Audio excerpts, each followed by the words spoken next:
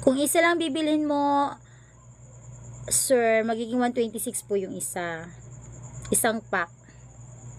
Try mo lang na isang pack, ganito. Isang ganito lang. Kung isang ganito lang yung ano, isang ganito lang yung check out mo, magiging 126 pesos.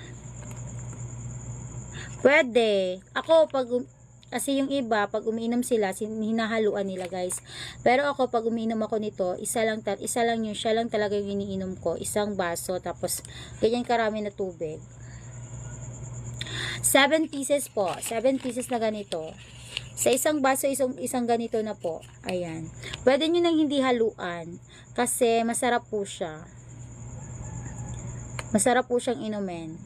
Isang ganito, 7 pieces na yung laman ng isang pack. So, good for 1 week mo na siyang maiinom. Good for 1 week mo na siyang maiinom, bebs.